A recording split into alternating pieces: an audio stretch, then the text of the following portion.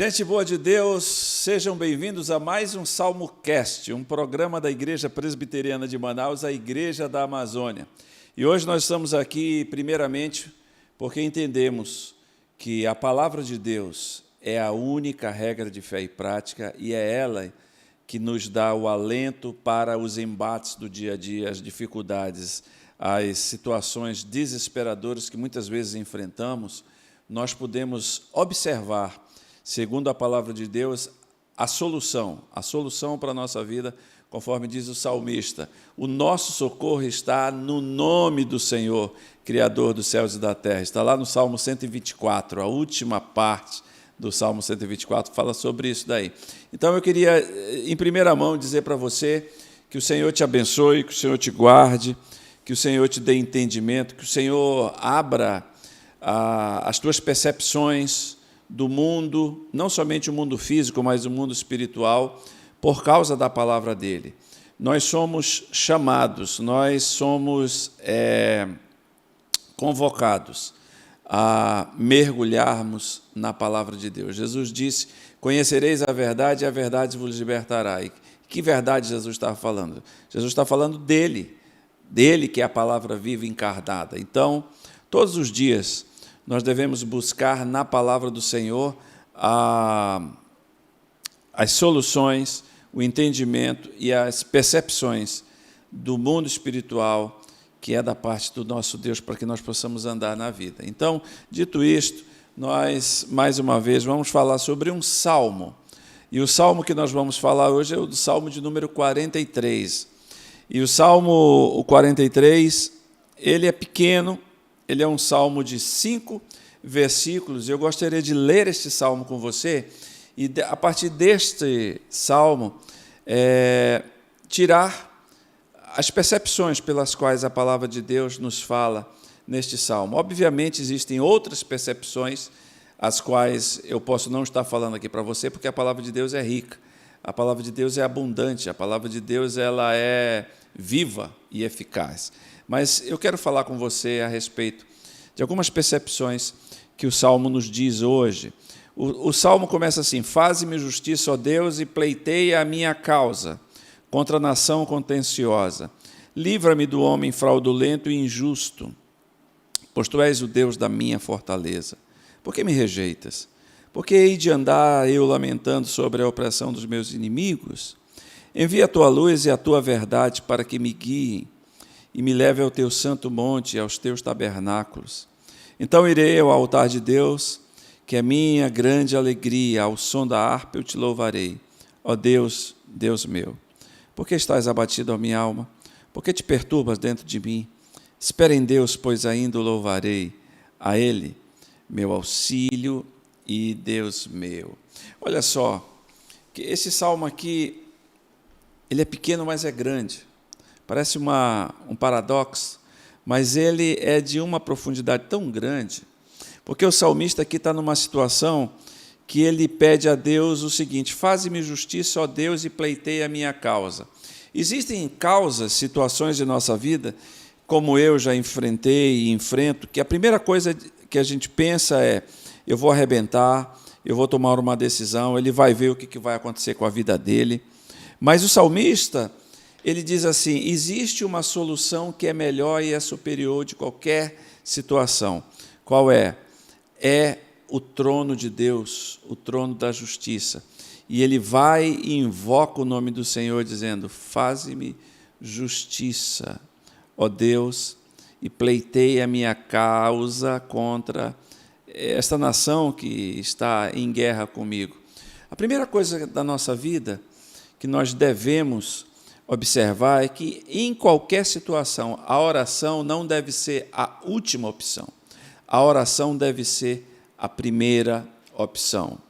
Não é a nossa força, não é o nosso recurso, não são as nossas conexões, não são as muitas letras que povoam a nossa mente, mas, principalmente, acima de tudo, em primeiro lugar, irmos diante do Senhor e colocar, assim como Josafá, quando foi afrontado pelos assírios, dizendo: Josafá, acho que Ezequias.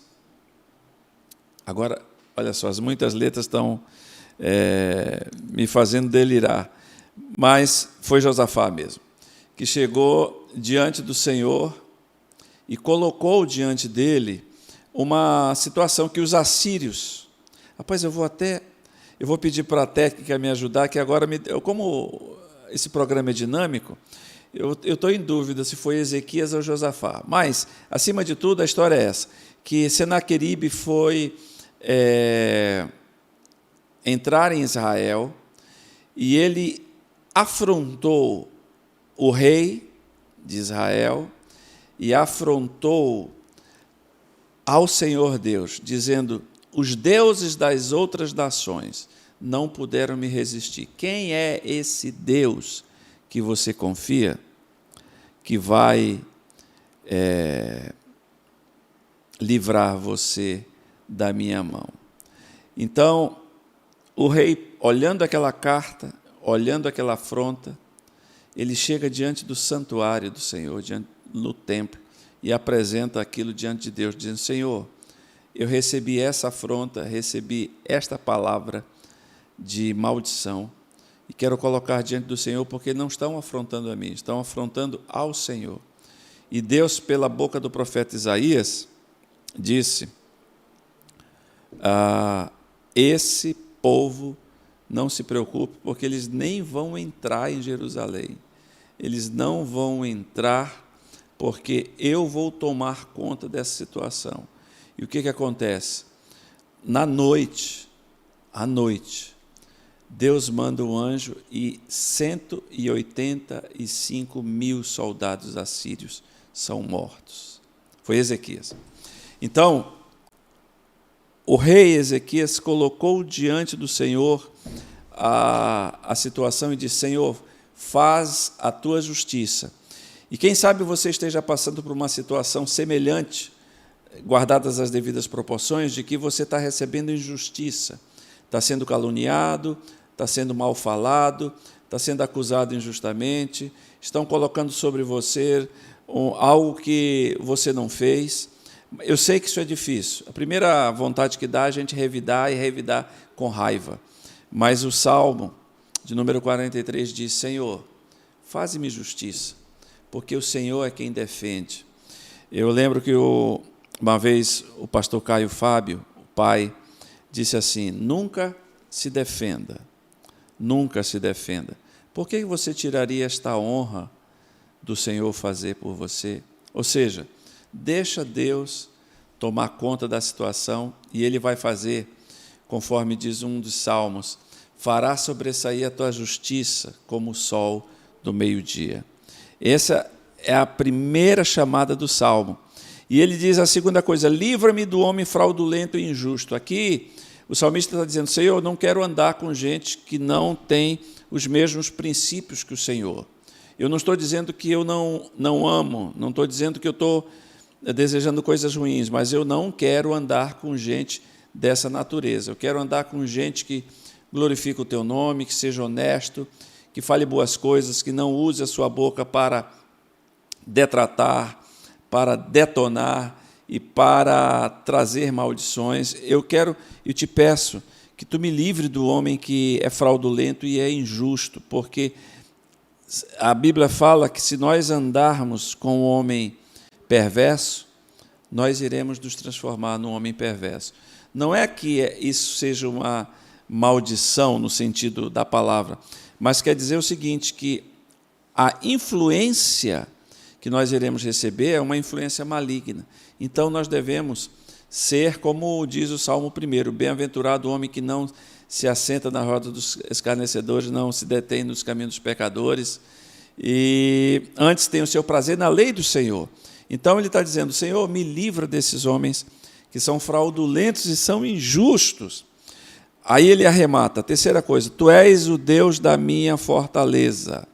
Ora, ele está dizendo: Senhor, não é o dinheiro, não é a minha capacidade intelectual, não é a minha família, não são os recursos em relação à rede de relacionamento que eu tenho, mas a minha fortaleza é o Senhor. Você já pensou nisso? que hoje nós estamos aqui, eu e você, estamos vivos por causa da bondade e da misericórdia do Senhor, não foi ninguém que nos capacitou para nós chegarmos aqui. Foi Deus, o nosso Deus. Conforme diz Paulo lá em Atos capítulo 17, nele vivemos, nele existimos e nele nos movemos, por causa dele, que é a nossa fortaleza. Por quê? Porque ele é quem sustenta a minha vida e a sua vida. Não importa, meu amado, como foi a sua semana, como está sendo o seu mês, saiba que o nosso Deus é a tua fortaleza, é a minha fortaleza, e ele é quem sustenta a nossa vida, e assim será para todo o sempre. E ele faz uma outra pergunta: Senhor, por que tu me rejeitas? Por que hei de andar eu lamentando sobre a opressão dos meus inimigos? Ele tá se queixando a Deus. Aí você talvez esteja perguntando, será que ele pecou? Ele disse, não pecou. Por quê? Porque ele está falando aquilo que vem do profundo da alma dele, da angústia humana. Porque já existiu situações na minha vida, eu creio que já você também passou por isso, que parece que as nossas orações batem num teto de bronze. O silêncio de Deus, a coisa mais difícil na nossa caminhada é nós trabalharmos e andarmos com o silêncio de Deus. Deus não responde a oração, Deus não está nos ouvindo, Deus parece que não está presente, mas isso é um ledo engano, é questão da mente, porque o Senhor está presente, porque Ele fez uma promessa. Jesus disse que em Mateus 28, eis que estou convosco todos os dias, até a consumação dos séculos. Não importa a situação, Deus está presente. Mas o salmista coloca a angústia dele, e não é pecado colocarmos a angústia diante do Senhor. Por isso que nós podemos dizer, Senhor, por que tu me rejeitas? Por que hei de andar eu lamentando sobre a opressão dos meus inimigos? É uma angústia da alma. Se você está angustiado, derrame o seu coração diante do Senhor, que Ele conhece a tua vida, conhece a tua história, conhece a tua família, conhece os teus desejos e sabe a maneira pela qual Ele vai tratar você. Deus é individual, Ele não trata no coletivo, Ele trata no individual. Por isso que Ele é Deus presente, Deus que se faz agora. Ele é Emanuel, Deus conosco. E o salmista diz, outro ponto, envia a tua luz e a tua verdade para que me guiem e me leve ao teu santo monte e aos teus tabernáculos. Nós vivemos num mundo em trevas, nós vivemos num mundo complicado, nós vivemos num mundo que jaz no maligno, e todos nós precisamos de orientação de Deus para andarmos na vida com sabedoria. A Bíblia diz que nós devemos andar com sabedoria. Sabedoria é diferente de inteligência. E inteligência são os acúmulos de informações que nós temos ao longo do trajeto de nossa vida, seja através de matérias, seja através de aprendizado formal, seja do aprendizado da vida, mas sabedoria, conforme a palavra de Deus diz, é a aplicação de acordo com a palavra de Deus, com tudo aquilo que nós temos em nossa vida. Então, nós precisamos de sabedoria para andar nesta vida. E o salmista está dizendo, envia a tua luz. Que luz é essa? É a palavra do Senhor. Então, todos os dias, eu preciso estar diante do Senhor em oração, em leitura da palavra, em meditação, colocação da minha vida. Senhor, tu conheces os meus erros, os meus pecados, as minhas dificuldades, todas as minhas angústias, as minhas dúvidas. Deus conhece a sua dúvida, Deus conhece a minha dúvida. Mas Deus não tem problema de tratar com dúvida. Deus quer tratar segundo a sua verdade. Então, é por isso que o salmista diz, Senhor, envia a tua luz para que eu veja a beleza da tua verdade e possa ser guiado no caminho eterno. E ele conclui dizendo, por causa disso eu vou ao altar de Deus, que é a minha grande alegria, ao som de harpa, te louvarei, ó Deus meu Senhor. Nós precisamos ter uma vida de gratidão a Deus. Eu sempre digo isso porque a gratidão é o sinal da presença do reino de Deus na nossa vida. Se você hoje começar a agradecer tudo aquilo que você possui e não aquilo que você deseja, você vai verificar que você vai passar muitas horas agradecendo a Deus e o seu coração vai ser transformado pela alegria do Senhor, que é a nossa força. Você agradecer a Deus pela sua vida, agradecer a Deus pelas suas capacidades motoras, agradecer a Deus pela sua capacidade intelectual, agradecer a Deus porque você está vivo, agradecer a Deus pela sua família. Então, tem tanta coisa para agradecer que a gente muitas vezes coloca isso tudo dentro de um pano chamado normalidade, mas não é normal. Escute o que eu estou lhe dizendo, não é normal. Essas coisas são exponenciais e miraculosas. Por quê? Porque eu passei um tempo no hospital e fiquei numa situação muito complicada, em que eu não podia andar, eu não podia nem tomar meu banho, as pessoas me davam banho, eu era locomovido através de cadeira de roda. Não estou dizendo que isso não seja necessário. Louvado seja Deus pelos hospitais, louvado seja Deus pela equipe multiprofissional de saúde, mas eu estou dizendo para você o seguinte: louve a Deus porque você pode fazer as coisas que você faz hoje, porque você pode enxergar, pode ouvir. Tem tanta gente que não tem isso e agradece a Deus. E nós que temos, muitas vezes, não agradecemos a Deus por essa simplicidade. A vida é simples. Jesus disse que nós devemos olhar para a vida como os pássaros, que Jesus disse que eles não plantam, não semeiam e nem colhem, mas o Senhor os guarda. E os lírios do campo, que são umas plantas tão simples, mas Jesus disse, nem Salomão em toda a sua glória se vestiu como um deles, lá no Sermão do Monte. Ele diz, acaso não valeis vós muito mais do que isso? Então, estou vivo, eu estou aqui, louvado seja o nome do Senhor, e eu vou agradecer a Ele. E ele termina com uma pergunta. E eu sempre digo o seguinte, você sabia que você precisa profetizar e falar para você mesmo? Olha o que o Salmo está dizendo. Por que estás abatida, ó minha alma? Por que te perturbas dentro de mim? Aí ele responde, espera em Deus, pois ainda louvarei a Ele, meu auxílio e Deus meu. Tem uma música de Vencedores por Cristo que fala sobre isso. Por que estás abatido, ó minha alma? Por que te perturbas dentro de mim? Está no disco Criação, do grupo Semente. Você vai ver lá no Salmo, o Salmo 43, que diz, por que estás abatido, ó minha alma? Por que se perturba dentro de mim? Espera em Deus. O que ele está dizendo? Ele olha para dentro de si e diz assim, minha alma, por que razão você está triste? E nós precisamos muitas vezes olharmos para nós mesmos, para dentro da nossa vida e perguntar, ô minha alma, o que está acontecendo? Minha alma, por que você está dessa maneira? Minha alma, te aquieta. Por que, minha alma, você tem que se aquietar? Porque você tem que esperar em Deus, você tem que falar para você mesmo, pregar para você mesmo. Você vê o Salmo, a gente lê o Salmo 23, o Senhor é meu pastor, nada me faltará, deitar-me faz em verdes pastos, guia-me mansamente pelas correntes das águas. Ultimamente, eu tenho lido esse Salmo colocando o meu nome. Eu chego e diz, o Senhor é o pastor do Miguel Ângelo. Ele guia o Miguel Ângelo às águas tranquilas. Ele refrigera a vida do Miguel Ângelo. Então, eu estou aplicando a palavra de Deus à minha vida. A palavra de Deus tem que ser algo pessoal para nós. É por isso que o salmista diz, alma, qual é a razão? Qual é a lógica de você estar perturbada? Qual é a razão? Se Deus é teu Senhor, se Deus cuida de ti, se essas coisas que estão acontecendo não são maiores do que Deus, por que você está perturbada? Aí ele responde, espera em Deus, pois ainda o louvarei, porque Ele é meu auxílio e Deus meu. A coisa mais importante na vida é nós sabermos que Deus é nosso Deus e é nosso auxílio.